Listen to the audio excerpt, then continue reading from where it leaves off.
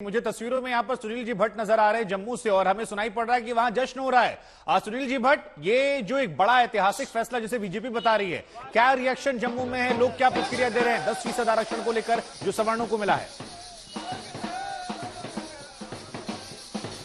जी बिल्कुल शुभांकर, जैसे ही supreme court का जजमेंट आया उसके ठीक बाद यहाँ पर जम्मू में जो डोगरा फ्रंट के कार्यकर्ता है उन्होंने जश्न मनाना शुरू कर दिया है। आप देख सकते हैं यहाँ पर मिठाइयाँ बांटी जा रही है, ढोल नगाड़े बजाए जा रहे, हाथों में तिरंगा लिए हुए यहाँ पर डोगरा फ्रंट के कार्यकर्ता इस मौके को सेलिब्रेट कर रहे हैं, जश्न मना रहे हैं। इनका कहना है कि ये सामाजिक न्याय के लिए एक अहम कदम है जो आज सुप्रीम कोर्ट ने जो अपना जजमेंट दिया है। 3 जजों ने स्वीकृति दी है जबकि 2 जजेस ने डिसेंट दिया है। मेजॉरिटी वर्डिक्ट है और इसका स्वागत यहाँ पर किया जा रहा है। हम यहाँ पर सीधा जो डोगरा फ्रंट के अध्यक्ष है अशोक गुप्ता, उनसे बात करते हैं। अशोक गुप्ता जी, जो आज माननीय उच्चतम न्यायालय का जो ये फैसला आया है, इसको आप कैसे देखते हैं? बड़ा स्पष्ट फैसला है। किसी ने गरीबों के विषय के अंदर विचार करने का प्रयास करा। आज गरीबों की सुनवाई हुई है। अब गरीब का बच्चा आरक्षण प्राप्त कर सकेगा नौकरियों के अंदर। आज गरीब का बच्चा डॉक्टर बन सकेगा। आज गरीब का बच्चा इंजीनियर बन सकेगा। आज गरीब का बच्चा ऊंचे पदों पर बैठ जाएगा। अशोक जी, ये तो सर्वसम्मति से ये फैसला तो नहीं है, हालांकि जो मेजॉरिटी वर्डिक्ट है वही रहता है, लेकिन 2 जजों ने डिसेंट भी दिया। फैसला जो होता है जी, 5 के बीच में 3 मेजॉरिटी है तो माना तो वही जाएगा। लेकिन अगर 2 ने नहीं दिया तो उनका कर्म है। नहीं, कहा जा रहा है कि इसका मिसयूज भी हो सकता है क्योंकि जो इसमें इनकम का क्राइटेरिया रखा गया है वो इसमें मिसयूज भी हो सकता है, ऐसी शंकाएं भी कई लोग जता रहे हैं। जब सुप्रीम कोर्ट के 3 जजेस का निर्णय आ गया और उस पर मोहर लग गई, अब मिसयूज करने वाला इसको कोई प्रयास कर नहीं सकता। तो साफ तौर पर शुभांकर, आप देख सकते हैं यहाँ पर जो जम्मू की सड़कों पर डोगरा फ्रंट के कार्यकर्ता जो है नहीं तो सुनील जी भट्ट के फैसले का स्वागत कर रहे हैं। 10% का जो आरक्षण है। सुनील जी भट्ट, देखिए, हमने जश्न देखा, ढोल नगाड़े हम सुन रहे हैं। अब जरा उनसे समझिए ये कि क्या बदल जाएगा इससे, यहां से आने के बाद अब क्या बदलेगा, उनके जीवन में क्या बदलाव वो महसूस करेंगे, उनके आने वाली पीढ़ियों पर। एक बार जरा फिर से समझिए और कुछ और लोगों से अलग अलग प्रतिक्रिया लीजिए कि इस ऐतिहासिक फैसले का असर उन पर कैसे पड़ेगा। क्यों जश्न मना रहे हैं, देश दुनिया में दर्शक देख रहे हैं उन्हें, वो जानना चाहते हैं मिठाइयां क्यों बांटी जा रही है। जी बिल्कुल बिल्कुल।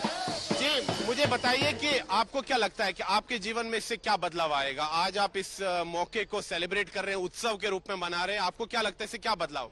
गरीब के विषय के अंदर विचार होगा, गरीब ऊंचे पदों पर बैठेगा, गरीब की सुनवाई होगी। 10% के अंदर चुन करके जो गरीब जाएंगे वो भी ऊंचे पदों पर बैठने का प्रयास करना चाहिए। जो सपना था, जो सपने का सपना रह करके बढ़ गया और वो गरीब, अब उनकी सुनवाई होगी। ठीक है, तो लेकिन जो कई लोग शंकाएं भी जता रहे थे उनको क्या कहेंगे आप? शंकाओं के विषय के अंदर अगर अड़चन डालने का प्रयास होगा, गरीब नस्ते नबूद कर देगा। अब कोई गरीबों के सामने नहीं आएगा, जो आएगा वो पिस जाएगा। मोदी जी ने पहले ये प्रारंभ करा था गुजरात में, अब उन्होंने एक वर्डिक्ट बना करके सुप्रीम कोर्ट को दिया। 5 में से 3 जजों ने मोहर लगा दी है। अब इसको कोई रोकने का प्रयास नहीं कर सकेगा, और अगर कोई करेगा गरीब उसको छोड़ने वाला नहीं है। ठीक है, तो यहाँ पर जो लोग हैं इनका कहना है कि गरीबों के पक्ष में ये फैसला है क्योंकि उच्च जातियों से भी जो है गरीब लोग हैं, जो इकोनॉमिकली वीकर सेक्शंस हैं, उनको भी न्याय मिलना चाहिए, उनको भी सोशल जस्टिस के दायरे में लाना चाहिए। उत्साहित जो लोग हैं डोगरा फ्रंट के, वो हमें नजर आ रहे हैं। सुनील जी भट्ट, सियासी पार्टियों की तरफ से भी सियासी बयानबाजियों का दौर शुरू हुआ है। सुशील मोदी की तरफ से प्रतिक्रिया आई है, क्योंकि आपको याद होगा आरजेडी की तरफ से वो कह रहे हैं कि विरोध उस दौर में हुआ था जब ये बिल आया था। जरा सुनिए सुशील मोदी को। भारत के सुप्रीम कोर्ट ने आज बहुमत से नरेंद्र मोदी सरकार के इस निर्णय की वैधता पर अपनी मोहर लगा दिया, जिसके द्वारा ऊंची जाति के गरीब लोगों को 10% का आरक्षण देने का निर्णय लिया गया था। हम इस निर्णय के लिए नरेंद्र मोदी सरकार को धन्यवाद देते हैं। साथ ही साथ बिहार की राष्ट्रीय जनता दल वह ऐसी पार्टी थी जिसने संसद के दोनों सदनों में 103वें संविधान संशोधन विधेयक का विरोध किया था। राष्ट्रीय जनता दल अब किस मुंह से बिहार के अंदर ऊंची जाति के गरीब लोगों से वोट मांगने जाएगी, जिसने कि संसद में इसका विरोध किया था।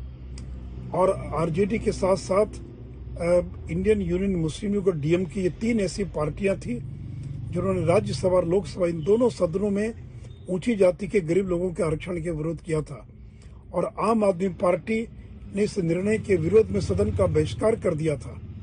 अब आरजेडी और आम आदमी पार्टी को, देश की जनता को, ऊंची जाति के गरीबों को इसका जवाब देना पड़ेगा कि इन लोगों ने क्यों इस निर्णय का विरोध किया था। देश का सर्वोच्च न्यायालय काफी विचार विमर्श के बाद, काफी बहस के बाद उन्होंने जो फैसला लिया है वो एक विभाजित, डिवाइडेड फैसला है, 3-2 का। 3 ने अपहोल्ड किया है जो पार्लियामेंट से पास हुआ था, और हमारा कांग्रेस का स्टैंड तो पार्लियामेंट में ही साफ था। गरीबी हटाई जाए, गरीब की मदद की जाए। कांग्रेस तो इंदिरा जी के समय से वचनबद्ध है और उस पर हर बार प्रयास करती। बस मेरे 2 सवाल भाजपा से। जब 100 दिन रह गया था 2019 में, चुनाव हार रहे थे, तब क्यों लाए? तो आपकी नीयत गरीबों के साथ नहीं थी, EWS कोटे के साथ नहीं थी, बल्कि इस बात के साथ थी कि चुनाव कैसे लड़ा जाए, वरना तो 5 साल क्यों नहीं लाया।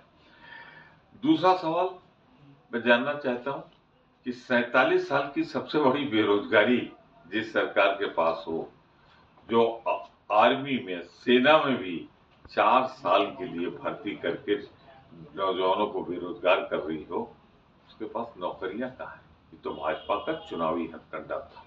देखिए, सबसे बड़ी बात इस फैसले की ये है कि आर्थिक बैकवर्डनेस के आधार पर रिजर्वेशन को एक्सेप्ट किया गया है, इस प्रिंसिपल को एक्सेप्ट किया गया है, और मैं समझता हूँ ये उचित है। मेरा अपना भी मानना है कि चाहे ब्राह्मण हो और चाहे कोई दूसरी जमात का व्यक्ति हो, अगर वो आर्थिक तौर पर पिछड़ा हुआ है और उसको कोई सहूलियत स्टेट दे सकती है तो देनी चाहिए, मगर इस पर मुख्तलिफ विचार हैं। अभी तक इंदिरा साहनी केस में ये कहा गया है कि सोशल बेसिस पर ही रिजर्वेशन हो सकती है।